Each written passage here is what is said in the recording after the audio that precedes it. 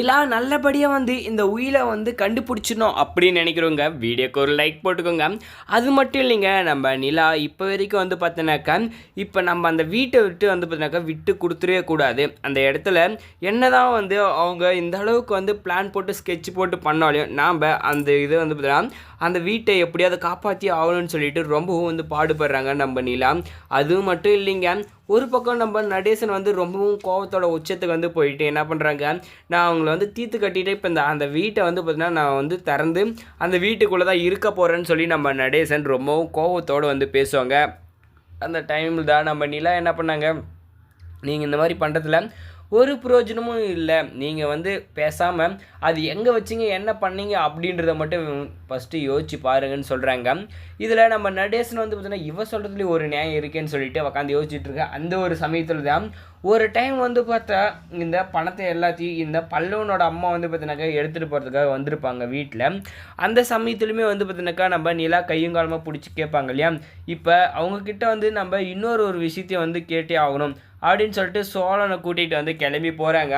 அதுக்கு முன்னாடி பார்த்தோன்னா இந்த கஸ்தூரியும் இந்த சண்முகமும் ரொம்ப சந்தோஷத்தோடு இருக்காங்க. இந்த வீட்டை நம்ம எப்படியோ என்ன பண்ணிட்டோம், நம்மக்கிட்ட பார்த்திங்கன்னா வர வச்சிடணும் அப்படின்னு சொல்லிட்டு.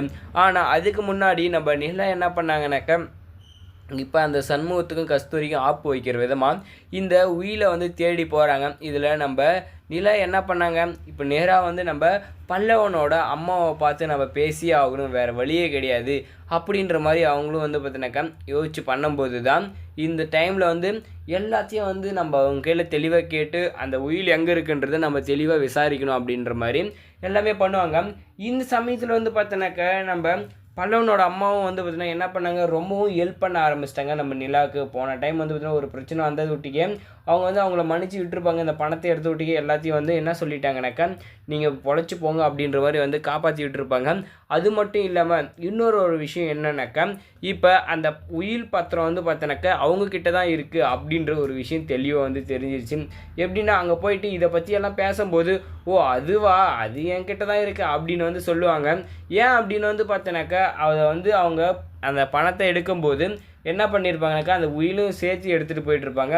அதில் தான் பார்த்தோன்னாக்கா இப்போ அந்த மொத்த வீடோட பொக்கிஷமாக நினச்சிட்ருக்க இந்த நடேசனுக்கு பெரிய மகிழ்ச்சியுமே இருந்துகிட்ருக்கு. எதனாலனா அவருக்கு அந்த உயில் கிடச்சிட்டா போதும், இது எல்லாமே அவர் பேரில் தான் இருக்குது அப்படின்றத தெளிவாக காட்டி இந்த கேஸையும் முறியடிச்சிருவாங்க. திருப்பவும் அந்த ஐநாத்துணை வீட்டுக்குள்ளேயே போக போகிறாங்க.